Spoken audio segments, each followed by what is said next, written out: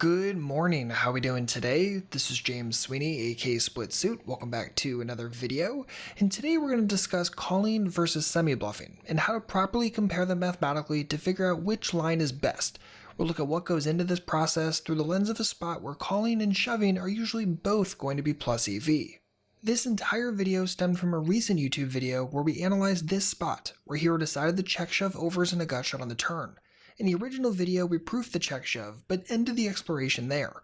I asked if y'all wanted to see the math get broken down any further, and this video is a direct response to all of those requests. So I took this spot and turned it into a complete 42-minute pro video for red chip poker, breaking it apart 4 different ways. This YouTube video is going to take you through the first run, but if you want to see the other 3, you'll have to upgrade to Pro. You can do that right now by going to splitsuit.com/pro and be sure to use the code UPUP2019 to save 50% off your first month. But that's enough babbling from me. Let's get into some fun, complex math. Alright, so if you haven't seen the YouTube video yet, or you need a refresher, let's back up and figure out how the heck we got to this spot in the first place.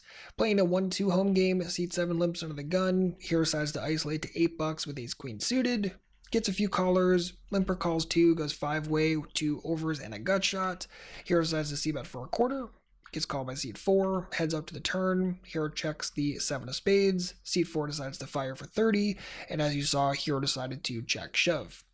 So the only information we have from Alex, again, other than the fact that it's a 1-2 home game, and Alex, thank you so much for sending this hand in, is that a lot of players in this game have a problem with overvaluing their hands, and Alex had no prior history playing against the villain in this particular hand, as it was their first time seeing them at the game. Okay. Awesome, no problem. So the assumption that I'm going to make is that we're dealing with an unknown in a splashy 1-2 home game, which means I'm not going to assume seat 4 is going to be a nit. I'm not going to assume solid tag. I'm probably just going to assume like a very basic 1-2 player, a little bit too loose, a little bit too passive, and I'll use that when I'm making frequency and range decisions going forward. Now, of course, if you had information on seat 4 or whoever the heck you're playing against in a hand, then clearly you would want to use that information in the framework, in the mathematical process. Remember, when we do math-based videos, it's to show you the process, the framework, what goes into looking at this situation mathematically. When you have your own assumptions, when you have your own information, be it on frequencies, ranges, and of course those things are going to influence things like equity, then you use those specifics to get a very precise output. This, I'm just going to use kind of a default loose passive 1-2 player. If you had other information, definitely be sure to use it. So all that being said, when we're looking at this hand, I want you to kind of pretend like you're waking up out of a coma. You're forced to look at this situation right this moment. We're not really going to talk about the fact that I hate that Hero didn't have a full stack to start the hand, that Hero decided to only isolate to $8, which is far too small. The c-bet in a 5-way pot I'm not super thrilled with. The fact that there's probably not much of a consideration to double barreling. We're not going to talk about anything about that. We're really just going to talk about should Hero check call here, should Hero check raise here, and really a raise is going to be a shove given the stack sizes. So check call, check raise, or check fold. Now clearly if both check call and check raise are both negative, then folding is going to be best. If either of the other 2 lines are profitable, then we're not going to fold. Very simple. And if calling and raising are both profitable, then we want to take the one that is the most profitable. So in order to start solving for this, let's start assigning a range and go forward from there. So the big thing to keep in mind when we're building this range right here is that we have to build it in a very specific and a very linear way, meaning from street to street, action by action. That's what's going to lead us to figure out what the heck seat 4 has right this moment, and then even going a step further, estimating what they're going to call our check shove with. So to do this, remember, starting all the way back from the beginning, right? What did seat 4 call with right this moment? Removing the hands they would fold, removing the hands that they would 3-bet, right? If they're going to 3-bet kings plus, then we're not going to add that into their calling range. When they get to the flop of the hands they called with pre-flop, which of those hands are going to call here? Again, remove the hands they'd fold, remove the hands they'd raise. If they would raise here with Jack 10 suited or pocket 5s, again, maybe we have to remove those either fully or partially from their calling range right this moment. And then when we get to the turn and we check, what of those hands are going to bet? And here's another very important question, especially when we're looking at bet sizing, is does this person fork? And what I mean by that is when they choose the hands they're going to bet, Did they bet all of them for $30, which would mean they're not forking at all? Or are they going to bet some hands for $30 and some hands for another bet size, maybe $75? Whereas in that situation, they're forking their bet sizes, and their sizes mean different things because they're going to be different hands in those two ranges. If that doesn't make 100% sense, don't worry about it. I'll show you how that works in the example as we go forward. So again, of all the hands they got to the turn with, which of them at this moment are they betting with? So if we use Flopzilla for this, and I think this is a totally fine piece of software to use, you could use other things. You could get this entire exploration done with Equilab if you wanted to, or Poker Cruncher. I just think Flopzilla is super, super easy, excellent, and ready to rock and roll. And we already have our cards, we already have the board, and let's start by assigning our opponent's range. And I could make this a really, really long video where we talk about the preflop stuff and get really nitty gritty. And for this, I think it's probably just easier if I just import a range that I think is probably pretty fair and explain it. So right this moment, this is everything that I think that they would call with preflop and call the flop c-bet with. And I think this is probably pretty fair, right? I don't think the average passive 1-2 player is always 3-betting ace-king, always 3-betting queens. I think jacks and tens are a typical call, even though a lot of aggro players will 3-bet them. I don't think, again, an unknown in a 1-2 splashy home game is going to be super 3-betting. So there's a lot of hands in here that get flatted that might otherwise get 3-bet by other player types.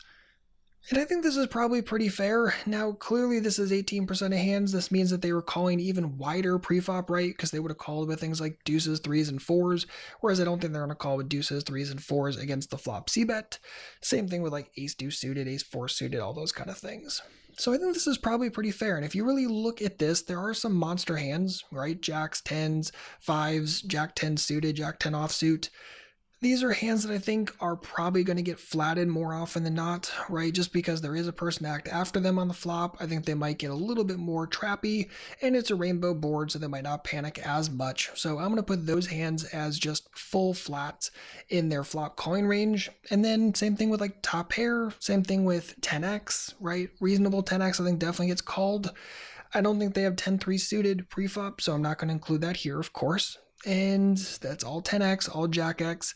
5x I think probably peels off one street, right? 5-4, ace-5, those kind of hands. And then the rest of the hands, if we really look in here, are pretty much draws, right? There's king-queen, there's overcards with like our same ace-queen, there's ace-king, there's queen-9, there's 9-8, and there's king-9, right? Overs and one over and a gut shot, I think is probably pretty reasonable for continuance. So again, these are all the hands I think this person would call with preflop against that $8 isolation, call the flop c-bet with, and then when the turn is the 7 of spades, now we have to discern which of these hands they would bet the turn with, and then how does that factor into the math in solving for, again, should we check call or should we check raise? Alright, so to do this kind of exploration, we're going to use two different spreadsheets. One is the all-in EV spreadsheet, which we've used a ton in the past, and the other is one that I created just for this, which is the advanced turn check raise math, and this will compare the EV of calling to the EV of check raising.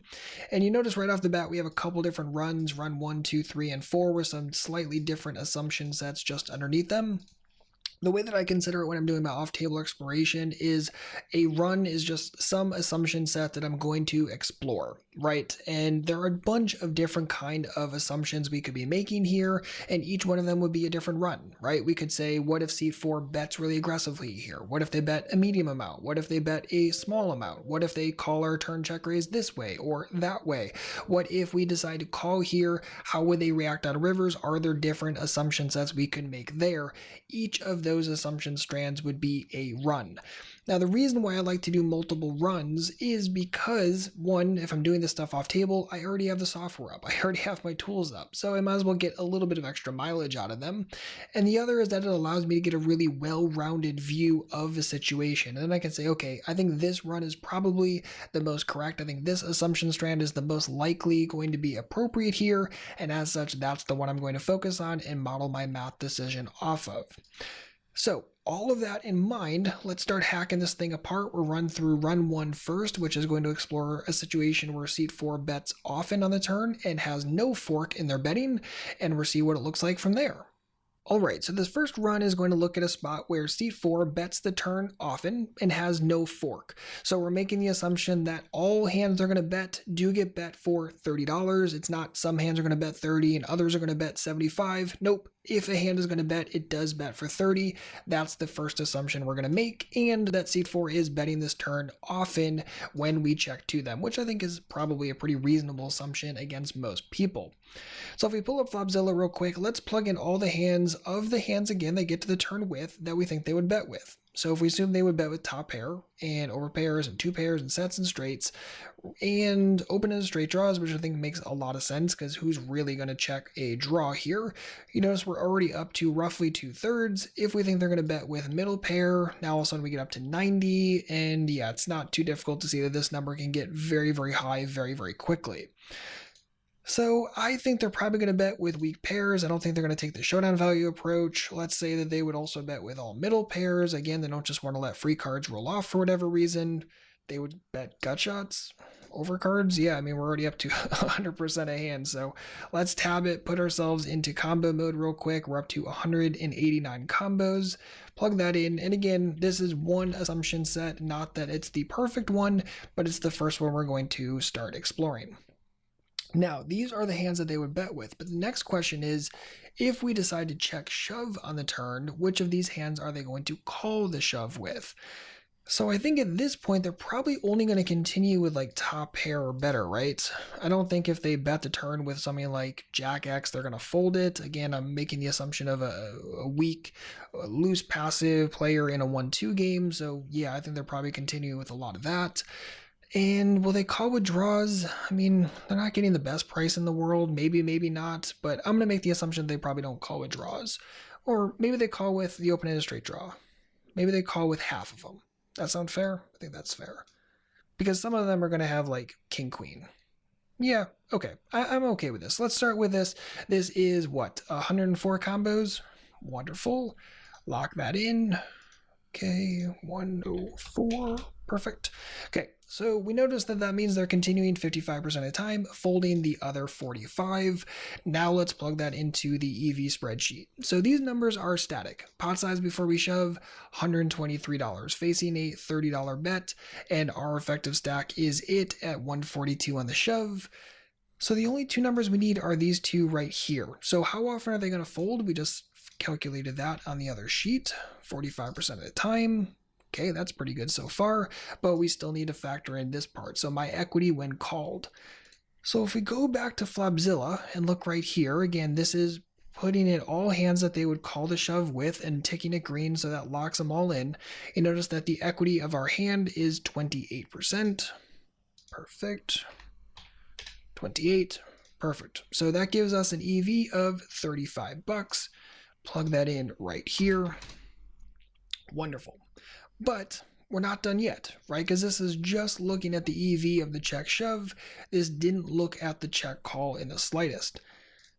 So if we go back here and go to the next sheet in the spreadsheet, now we have to estimate the turn call. And this might look a little muddy at first, but bear with me, I'll explain it all as we go through. This is looking at a couple of different things, okay? This is saying that there are essentially three different things that could happen on the river when we check call the turn. One is the river is an ace or a queen. Two is the river is a king, and of course that improves our gut shot. That's pretty good for us. And then we're going to miss the river a very large chunk of the time at roughly 78%. So these things are all static right here. And then I'm trying to come up with some estimator to allow us to quickly estimate our EV in this scenario. Now, clearly you can make a lot of different discernments here. You could say, okay, when I do hit my ace or my queen, it's worth that much. Maybe my ace is worth a different amount than the queen, or vice versa. Maybe the king isn't worth a full payoff. Maybe I do actually make a little bit when we miss, whatever it is. So the way that I kind of factored it is this. Notice that when we miss, we actually will win the pot sometimes. And that should make sense, right? Because if they're betting the turn a good chunk of the time, opening Flopzilla up again, unchecking this, going back to the original assumption set. Okay, so these are all the hands that we thought that they would bet with on the turn, right? Because all of those hands are going to be making it to the river with us. So if we move this over, we can actually see how river cards are going to factor in here. And this is the hotness stuff. If you've never messed with this before, it's incredibly useful for this kind of exploration. So you notice that when the ace comes off, that's good for us a very large chunk of the time, 61%. When the king rolls off, that's good for us at roughly 98%. And of course, there are some other cards that are better or worse for us, right? Because if it's a deuce on the river, we have about 24% equity. If it's an 8, that's far worse. We only have 9% equity. And notice right there, we're looking for equity for hand because it's looking for our ace queen suited. So what I'm looking for here is thinking about the river where we miss, right? Because if the river is a brick, say like a brick 3, you notice that we still have some equity, right? We're still going to win this hand some chunk of the time. And if we think about the way this river might play out, where we decide to check call here, river's a brick, is he really going to fire that bluff? I don't know. If he has queen high with queen 9 or king 9 or king queen, might go check check and we win that some chunk of the time. So I'll say that we'll win this some piece of the time. Let's just say 8%, although that might be a little bit low, but let's just take it for the moment because sometimes we are going to get barreled off. It is what it is. Again, these are estimators, not perfect. And when we do win, we win the pot. When we lose, we end up losing our $30 turn call, so it's factoring all that in for us. The king on the river, this factors in that we win pretty much every single time and we make some money, that we get the full payoff about 40% of the time, and that we only win the pot about 60% of the time. If you thought those numbers were different, then you could, in the top part here in the formula box, you could change this. So instead of this being 60%, you could change this to whatever the heck you wanted. Just make sure that 0.6 and 0.4 in total will equal 100%. Wonderful.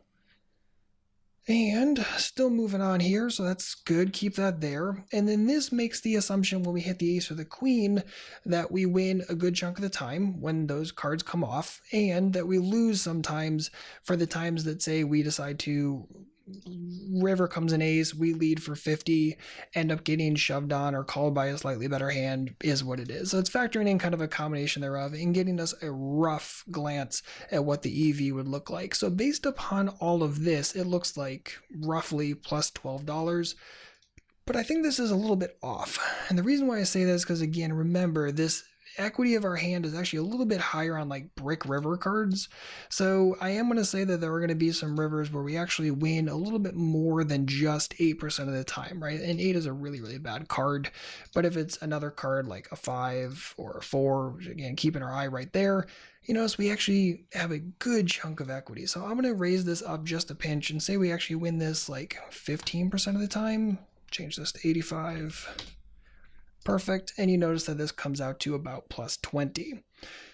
So that's 20. The turn check raise is 35, so clearly it is more profitable given this assumption set for us to check raise the turn. So again, this factored in looking at the check call. This factored in looking at the check raise.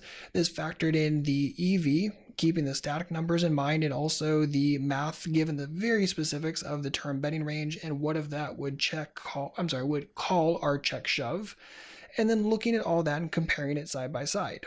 Now, clearly, when you're playing in real time, you're not going to be able to just pull out your EV calc and start going to work. This is why we do this stuff off table, to start trying to eyeball it, to get a good rough number and guess where we're going in real time. Now, here's the way that I would look at it, okay, just to give you kind of like the eyeball glance that I do. I look at this situation and I say, okay, I'm probably going to need some folds if I'm going to check shove here. So if I'm getting a lot of folds, great. If I'm not quite as good, because clearly anything that calls is probably going to be paired and then I just have minimal equity. However, if I am to just check call here, right, we're getting a good price at roughly 4-1. And I think in a lot of situations, I'm going to have some implied odds when I improve. And again, there are some times when I'm just going to call and win occasionally when the river goes check, check, and I beat king high or queen high kind of hands. So given the price, I think check fold is definitely not going to be acceptable. It's really between check call, check raise. And in this situation, given the assumptions we made, it looks like going for the check raise is going to be more profitable. But we should be able to eyeball and say that check calling at minimum does look plus EV. Definitely doesn't look that bad. It's not like you're like facing a $90 bet here. Getting roughly 4-1, this is definitely going to be check call positive. The only question is check raising more positive than that?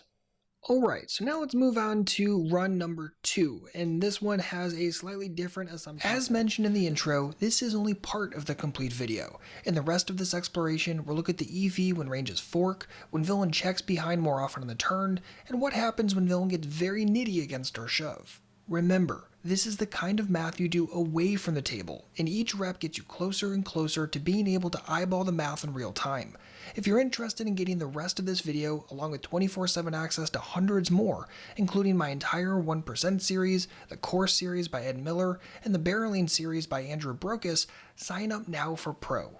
And if you use the code UPUP2019, all one word, at checkout, you'll save 50% off your first month. If you like the kind of exploration we do here on this channel, then you'll love what you get in Pro. As always, thank you so much for hanging out today. If you need anything at all, please don't hesitate to leave a comment and let me know. Otherwise, good luck out there and happy grinding.